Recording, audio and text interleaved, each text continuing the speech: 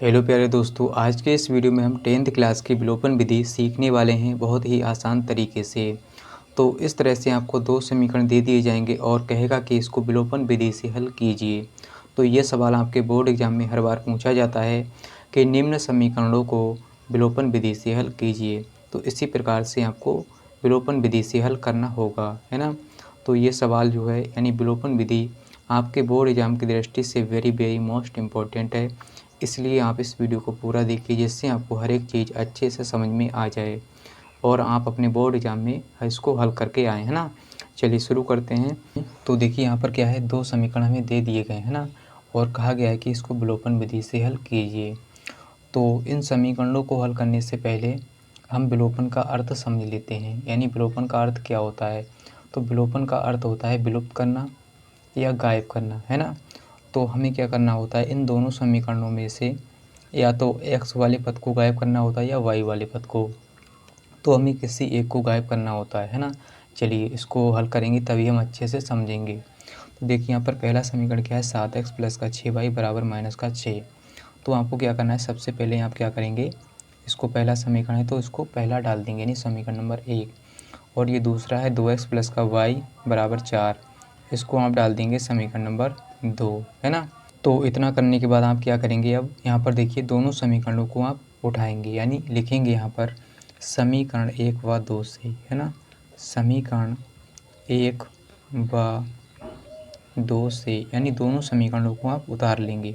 तो समीकरण 1 व 2 से यानी समीकरण दोनों को उतारेंगे यहाँ पर नीचे। तो यहाँ पर पहला समीकरण 7x प्लस का 6y और बराबर माइनस का 6, और हमारा दूसरा समीकरण है 2x प्लस का y बराबर 4।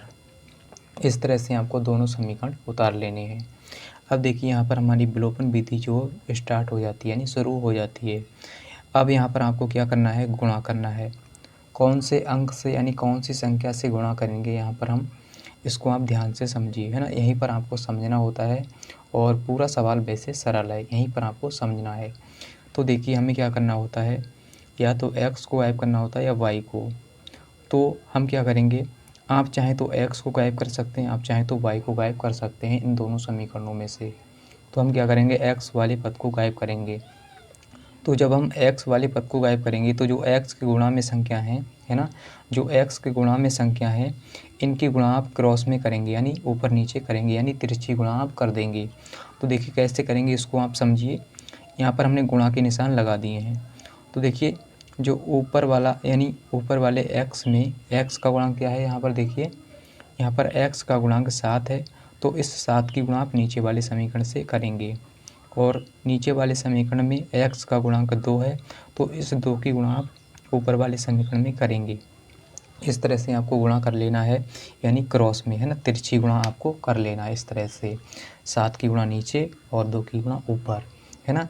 फिर से समझिए, जो ऊपर वाले समीकरण में x का गुणांक होगा उसकी गुणा आप नीचे वाले समीकरण से करेंगे, और जो नीचे वाले समीकरण में x का गुणांक होगा उसकी गुणा आप ऊपर वाले समीकरण में करेंगे। यहाँ पर कोई भी संख्याएं हो सकती हैं, है ना, आपके सवाल में। तो आपको क्या करना है, इस तरह से गुणा कर लेना है। अब आपको क्या करना है, इस 2 की गुणा पूरे समीकरण से करनी है और इस 7 की गुणा पूरे समीकरण से करनी है। चलिए हम क्या करेंगे, गुणा करके लिखेंगे। तो 2 की गुणा करेंगे इस पूरे समीकरण से, 2 की गुणा 7 से करेंगे, 2 सत्ते 14, तो 14x, और प्लस है तो प्लस, और यहाँ पर देखिए 2 की गुणा 6 से, तो 6 दूनी 12, यानी 2 छंग 12, तो 12, और y है तो y, और बराबर में हो जाएगा माइनस का 6 है। 6 की गुणा 2 से करेंगे, माइनस का हो जाएगा 6 दूनी 12, और नीचे वाले समीकरण में 7 की गुणा करेंगे पूरे समीकरण से, तो 7 दूनी 14, और x है तो x, प्लस है तो प्लस, और 7 की गुणा y से, तो 7y, बराबर 7 की गुणा 4 से, 7 चौके 28। अब आपको क्या करना है, यहाँ पर आप मतलब समझना है आपको। यहाँ पर देखिए आपको क्या करना होगा, देखिए यहाँ पर हमारे जो x के गुणांक हैं वो बराबर हो चुके हैं, यहाँ भी 14 यहाँ भी 14, है ना। अब हम x वाले पद को गायब कर सकते हैं। कैसे गायब करेंगे इसको समझिए। अब आपको घटाना होगा, ऊपर वाले समीकरण में से नीचे वाले समीकरण को घटाना होगा। तो ऊपर वाले समीकरण में से अब नीचे वाले समीकरण को घटा देंगे, यानी इसके सारे चिन्ह बदल जाएंगे। जो नीचे वाला समीकरण है इसके सारे चिन्ह बदल जाएंगे घटाने पर, है ना। तो अगर ये प्लस का है तो माइनस का हो जाएगा, और ये प्लस का है तो माइनस का, और ये भी प्लस का है तो माइनस का। अगर ये माइनस का होता तो प्लस हो जाता, और ये माइनस का होता तो प्लस, है ना। इस तरह से इसके सारे चिन्ह उल्टे हो जाएंगे, है ना। चलिए इसको घटाएंगे, तो यहाँ पर हम लिखेंगे घटाने पर, घटाने पर। अब देखिए ये प्लस का 14x है, ये हो जाएगा माइनस का, और ये प्लस का 7y, ये हो जाएगा माइनस का 7y, और ये प्लस का 28 तो माइनस का 28। इस प्रकार इसके सारे चिन्ह जो हैं बदल गए, है ना।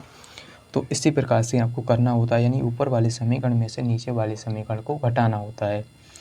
तो अब आपको क्या करना है, देखिए अब इसको हम घटाएंगे ऊपर वाले में से, और देखिए प्लस का 14x है, ये माइनस का 14x, तो हम क्या करेंगे, इसको घटाएंगे। तो देखिए 14 में से 14 जाएगा तो कुछ भी नहीं बचेगा, यानी 0 बचेगा। अब देखिए ऊपर क्या है, प्लस का 12y और नीचे है माइनस का 7y, इसका चिन्ह बदल गया, माइनस का हो गया, और 12y में से 7y जाएगा तो बचेगा प्लस का 5y, है ना, प्लस का 5y बराबर। और देखिए माइनस का 12 है ऊपर, और ये भी इसका चिन्ह बदल गया, माइनस का 28 हो गया, तो 12 और 28 माइनस का हो जाएगा 40, है ना। इसको जोड़ेंगे तो 40 हो जाएगा। अब आपको यहाँ से y का मान चाहिए, तो y का मान निकालने के लिए इस 5 को इस तरफ भेजेंगे, तो ये 40 के बटे में 5 आ जाएगा, है ना, 40 के बटे में 5। अब देखिए 5 कम 5 और 5 अट्ठे 40 होता है, तो यहाँ से हमें y का मान जो मिलेगा वो कितना मिलेगा, y का मान हमें मिलेगा माइनस का 8, है ना, माइनस का 8। तो अब हम क्या करेंगे, इस y का मान समीकरण 1 या 2 में रख देंगे, वहाँ से हमें x का मान मिल जाएगा, है ना। आप चाहें तो इस y का मान समीकरण 1 में रख सकते हैं और 2 में, है ना, कोई से में भी रख सकते हैं, यानी दोनों समीकरणों में आप रख सकते हैं। तो आपको जो सरल समीकरण लगे उसमें आप y का मान रख दीजिए, है ना। चलिए हम क्या करेंगे, समीकरण 2 हमें सरल लग रहा है, हम इसमें रखेंगे। तो हम लिखेंगे समीकरण 2 में y का मान रखने पर, है ना, इस तरह से आप लिख लेंगे। तो रखने पर यहाँ पर हम लिखेंगे, है ना, समीकरण 2 में y का मान रखने पर। तो समीकरण 2 क्या है, इसको नोट करेंगे, ये वाला है 2x प्लस का y बराबर 4। अब देखिए हमें y का मान रखना है, ये वाला है ना, नीचे है जो, तो यहाँ पर देखिए क्या है 2x, और यहाँ पर देखिए y है ना, y बराबर क्या है माइनस का 8, तो यहाँ पर हो जाएगा माइनस का 8 बराबर 4। तो y का मान हमने रख दिया। अभी 2x बराबर हो जाएगा, देखिए 4, और इस 8 को इस तरफ लाएंगे तो प्लस का 8 हो जाएगा, और 2x बराबर हो जाएगा 8 4 12। और यहाँ से हम क्या करेंगे, x का मान निकालेंगे, तो 12/2।